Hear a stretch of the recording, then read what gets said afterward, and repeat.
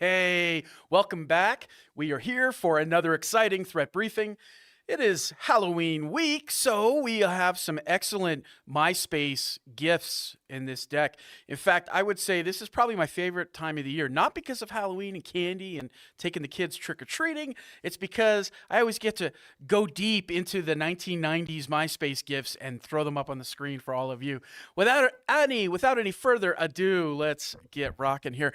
By the way, there is a change in this week's briefing. What we usually do is try to put in the traffic light protocol, which basically is a way of information sharing. It's just so you know that the communication we give you, you're welcome to share with your team, with your staff, with your employees. So this week we are now using the letters CLEAR. So traffic light protocol has been updated by the federal government, and we now have, instead of white, we have CLEAR, which means you are welcome to share that. All right. Without any further ado, let's get right into the latest phishing, deepfakes, the latest scams. And boy, there is some doozy ones that came out this past week. And the one that caught my eye is courtesy of Bitdefender. Bitdefender is saying that USA is the top source of all Halloween phishing spam, and 83% of all unsolicited emails regarding Halloween are coming to the United States. And look at these headlines, by the way. This is an example of a Walmart phishing that bad guys are sending out. You can kind of see it's one of those opinion surveys. There's all different types of themed Halloween phishing examples. We're going to give you a couple here, but if you happen to see anything in your inbox about a mystery box giveaway or a Costco Halloween or any kind of Halloween sales or surveys, all that stuff. Here's some other examples here. Here's one from Home Depot. Here's the Costco one.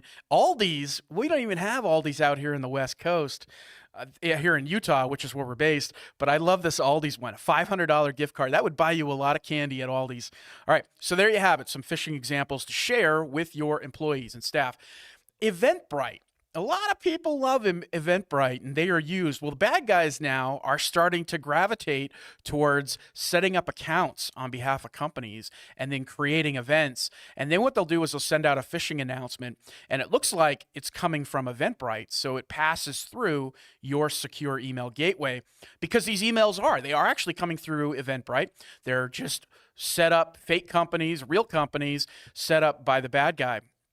Every email urges the recipient to take action. It'll say stuff like reset your PIN code, verify delivery, paying. You got to pay an outstanding bill, pay for a package. In this example here, this is a DHL one.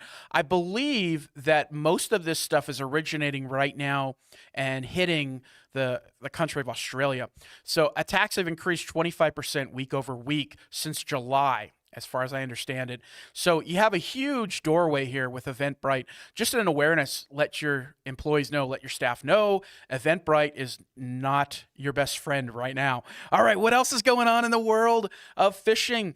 Well, I'm fascinated by these anti-bot services and dark web phishing pages and how they're getting around the Google's red page. So you know when you go to a website and sometimes Google will put up a little warning page, it says, hey, this site has a harmful program. This site, it may not be secure. Do you want to go through? Do you want to proceed anyway? Or do you want to just not go there? Well, the threat actors now are figuring out ways to get around that red page security feature. And a lot of times the way it happens is you get this notification, you're advised not to go to the site, avoid it. Well, the phishing campaign is actually relying on very high click-through rates, and once Google flags that page and says, oh, it's a bad page, their bad guys campaign will absolutely plummet off a cliff. But what the bad guys are doing to stay ahead of it is they're using anti-bot tools and anti-red page services. They're selling them on the dark web to circumvent that detection. So something to be aware of. It may be a legit phishing site, and they're able to bypass Google's red page. Okay. What else has happened out there? Well, are all these bots. And there's a lot of bots that are being sold on the dark web by bad guys. There's 3 that we know about, and I'm going to highlight 2 right now. The first one I want to highlight is this Otis anti-bot. Otis is really unique in that it uses behavioral analysis. It uses different mechanisms on how you respond to it. It actually has bot signature detection. Very, very powerful technology. And again, it's being sold by the threat actors. Very quick deployment. The bad guys can actually get these anti-bots up and running to get around Google's web pages very quickly in under 2 minutes. Another one that's being advertised, I believe, is called Red Removal. Red Page. And Red Page, again, allows the threat actors to get around the removal of the red page stuff that Google's putting out there. So I hope that makes sense. Again, really interesting tech that these threat actors are using. Okay, wood scams. What is this? Yeah, I couldn't believe it. That's why we're talking about it. The folks at Palo Alto's Group IB, their cyber investigative arm, they talked this week about the rise of fake wood scams. And what is going on here? Well, what's happening is in places like France, for example, people need wood and pallets to maybe heat their homes or use pallets in their warehouses. And social media users are being targeted. And I'm surprised we haven't seen this in the United States proliferating. A lot of people use wood stoves still here, right? But the scammers' method is using a lot of persuasion. They're using falsified documents, authentic-looking documents. They're using AI. The victims get contacted by the scammer. They're asked about, hey, do you want to use our you want to use our wood? We have wood for sale. And then the people take them up on the offer. And of course, once they get paid, the bad guys get paid, the scammer's social media site goes down and you don't see it anymore. So interesting stuff, right? Who would have ever thought going after fake wood? All right, what else is going on in the world of insider threats? Every week we cover a topic on insider threats, and Forbes did a story this week, and I thought it was a pretty good story. Most of the time these stories come out and they're promoting products, they're promoting things, they're trying to sell you stuff. Some of the things that they recommend for addressing insider threats, they cost money, big dollars. But I wanted to highlight just a few of them that don't cost a lot of money. And one of the most important things is just logging. Logging important user actions. Attempted logins, for example, should be logged. Requests for private information. Anytime access is granted to business-sensitive info, that stuff should be logged. We actually, here at SecurityMetrics, we have our own endpoints, and our endpoints is the perfect type of tool that could help you address some of your insider threat concerns. But we also offer things like quarterly training and monthly training that you can use as part of our product line. A lot of different options here to prevent insider threats, or at least minimize the damage. You could always treat your employees better, right? Encourage them to share their concerns. One thing the article recommends is leveraging AI. That can add up. That can be expensive. Using behavioral analytic tools, looking for anomalies when an employee goes rogue. That's what some of those tools can do. Of course, data encryption helps. And, I'll tell you, number 7 here on our list is good cyber hygiene habits. We talk about this all the time with our clients. Getting an inventory of what apps, what hardware you have. This is what we do with our Pulse program, our Pulse software. Blocking data, exfiltration over DNS. That's an easy thing to do. And rotating permissions, having segmented networks, auditing is important, having processes in place. So there's a lot of great ideas in the article. And if you want to read it, you can get access to the link through our threat intelligence news feed. And it is the final week. We're sad. We have the tears. The tears are coming down. It is the last month of our holiday here of celebrating security awareness. And it's a great opportunity to supercharge security awareness with your staff and your teams. A lot of good stuff out there. We've been mentioning it every week for the past month. October, Cybersecurity Awareness Month. It is at Secure Our World is where they have all these free tools, and you are welcome to go there and get some tools to share with your staff, share with them these examples. And that's why we do the shorts. We do these 60-second shorts trying to explain the latest phishing scams that are out there. Not easy to do, that's for sure. All right. Our fellow peers, our fellow colleagues in the industry, they put out reports from time to time. Some of them are worth your investigation and reading. Some of them are just absolute garbage, but this one actually was pretty good. This comes to us from Egress. They're saying that phishing attacks have increased in their clients by 28% over a single quarter this year. They're saying that 44% of all phishing emails are actually sent from compromised accounts. And they're saying that most of these compromised emails, these phishing emails, actually contain hyperlink-based payloads. And we've talked about this for a while, how the threat actors now gravitating heavily towards stuff like Dropbox and Google Drive and OneDrive and those places, and they're embedding the phishing links in those softwares because they can get around the secure email gateways that you might be using. So a lot of good data in here, and it really emphasizes, it drives home the point why security awareness training, especially behavioral-based training, is so important with your staff and talking to them every week that you can, every opportunity about identifying phishes that are happening. Okay, there was also a great book put out by Silverfort. We don't talk a lot about cyber insurance around here, and I absolutely adore talking about it.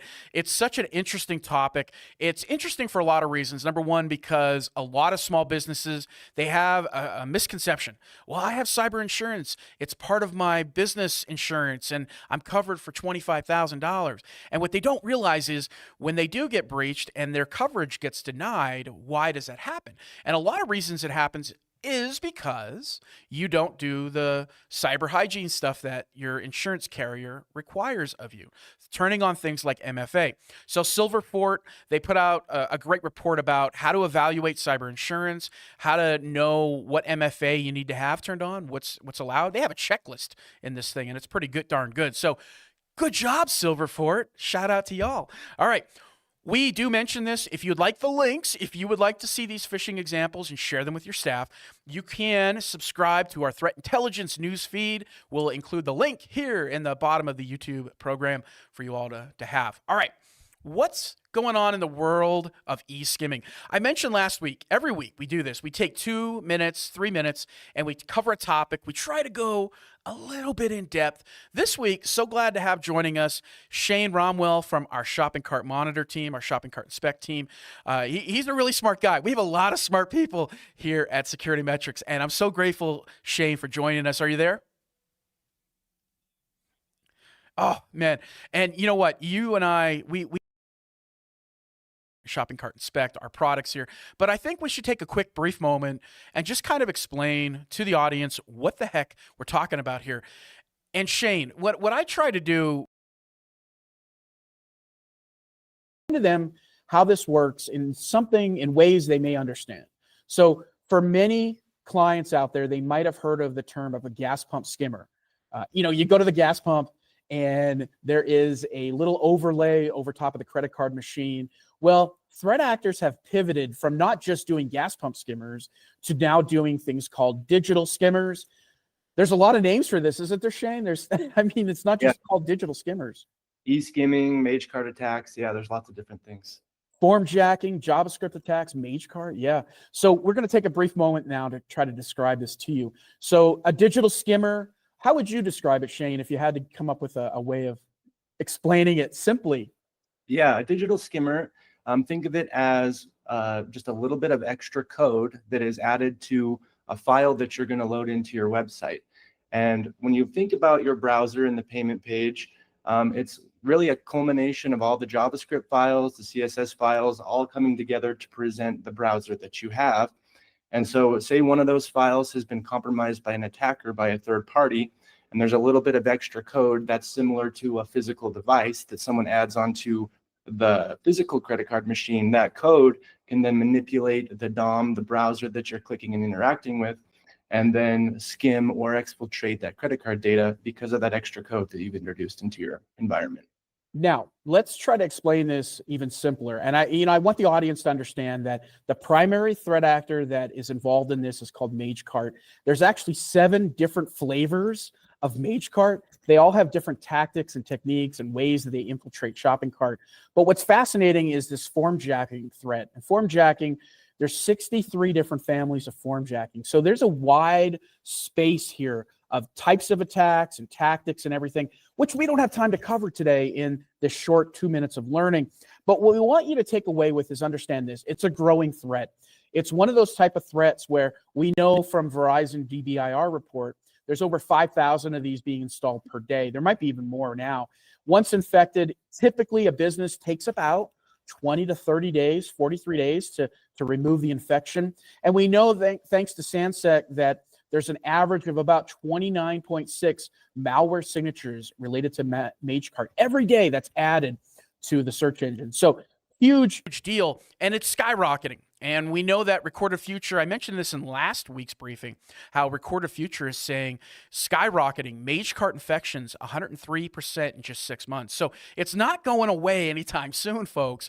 So Shane, help me out. Explain to me why this is such a unique attack. What matters when we talk about web skimming? Server side, browser side? Yeah, so the big thing to keep in mind is this is sort of a new vector that they're trying to cover. It's in the user session. And so a lot of these skimmers, they'll have evasion techniques. Maybe they load in that compromised code every 100 times or from certain countries or certain times of the day. So really the only way to catch it is in the actual session. So saying a customer goes to the payment page, they happen to be where the attack fires, so that extra code is loaded in. And so it's the session that has kind of been invisible. People have been scanning their vulnerability scans on their site, but the customer session has kind of been invisible. And so that's why there's this new requirement to try to have some way to see what's going on in those sessions, to look for evidence, to baseline what you are loading in so you can catch this new vector in the customer session, which has been sort of invisible up until this point, and these attacks have become more prevalent. So you're talking about the new PCI requirements, but yeah. More importantly, you mentioned it doesn't happen every time. So, and I think that's some confusion that folks have out there, that the threat actor is going after every single shopping cart transaction, and that's not true, right? Yeah, it can be based on geolocation, certain factors. We saw one the other day where it was actually looking to see if it had developer tools opened, and it would change the behavior. So these can be somewhat sophisticated. So it can be a little tricky to catch them. Yeah, especially if it's not happening in every transaction. But, one of the things that's also confusing is how much third-party code happens in the shopping cart. Let's just take a brief moment, explain the third-party code that's happening inside. When somebody checks out, what is all this code that's going on?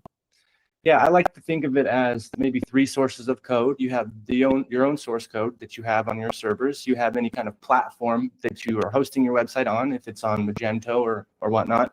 And then you have any third-party services. So if you're loading in analytics software, Google Maps, right here is a list of all the different kind of third-party widgets or additional functionality and services that you can add to your website through third-party apps and things like that. And so those third parties are kind of the main focus of these attackers. They target those so that maybe their security is less than yours, and you load in a compromised file from that compromised third party. So a business owner may not have any clue or any idea how much third-party code, and that is something that we do here, correct? Where we try to get inventory of all that code that could potentially be compromised? Exactly. So a big part of this, protecting against this, is understanding what you are loading onto that payment page, getting an inventory of your JavaScript files, making sure you reduce that to what is necessary. If there's anything that you don't need, that could potentially introduce it into your environment. So it's wow. Getting eyes on what you're loading there. Mm-hmm. It get complex very fast. Now, if I had to explain this to the audience as simple as I can, you have basically 3 phases here of the digital skimming cyber kill chain. And what you're focused here is in the initial breach part of it, which is where the threat actor gets in, he breaches the shopping cart. What are some ways, Shane, that the threat actor would get into the shopping cart?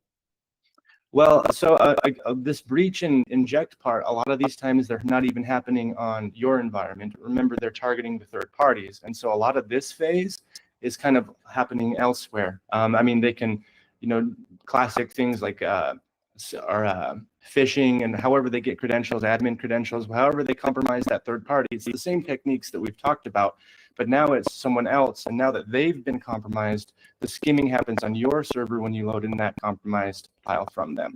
So once they breach the shopping cart, then they do the injection piece. Maybe it's a keylogger, maybe it's some malware on the server. And then the final part of the equation here is the skimming part. The customer data gets collected, the payment data gets collected, threat actor can then exfiltrate that data out, maybe sell it on the dark web. if you want a different visual, this is a different visual for you. Just trying to understand all the phases, way more complex than we have time to explain to you today.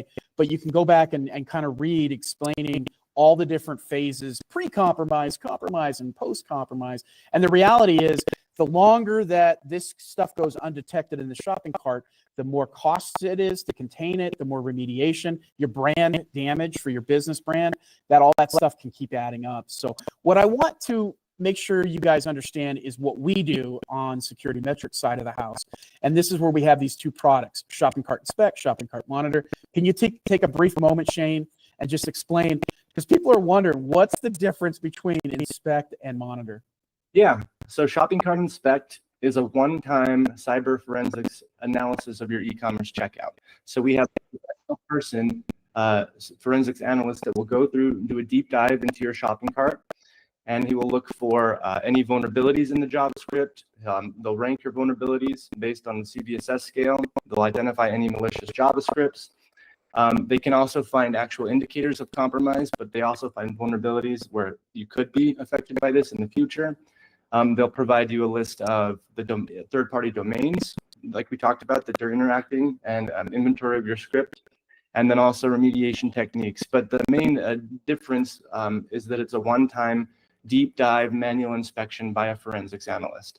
Now, our Shopping Cart Monitor service is a more automated system where we go through that checkout flow. We capture a baseline of what we expect to see, and then we regularly run that automated scan to look for any changes and look for any evidence of indicators of compromise. And so if we see anything on Shopping Cart Monitor, that means that we have seen an indicator of compromise, and that usually means that you're actively getting exploited, and we can notify you where that has happened so you can get that fixed. Shopping Cart Inspect can also find that, but they'll also show you vulnerabilities and potentially help you prevent that. So it's good to do the Inspect to kind of get an eyes on where you're at right now and catch anything, and then the monitoring product helps make sure that you're not compromised and can continually watch for that.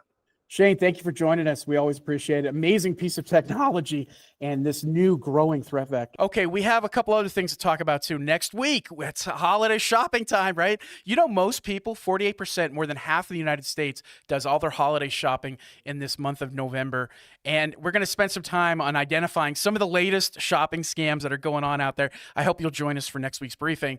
We do have vulnerabilities to discuss. We're going to kind of wrap up the briefing here with a few other topics. Last week, there was a ton of vulnerabilities in the news. This week, there is always another ton. But, you know, the one that I do want to call out, again, if you're using Ubiquitize Network Server, again, folks, last week we mentioned this. Please get on patching that. Apple, so many updates for every product line that they have that's released. I had to laugh today. I tried to do one of the updates, and it told me the update was 6.73 gigabytes. Folks, that is not an update. That's like a brand new operating system. But there you go. That's what Apple's doing out there. All right, what are the other patches that came out? NVIDIA was all over this high severity flaw. It's being tracked as CVE 2024 117 through 121. Fortinet 0-day, got to get on handling on that patch.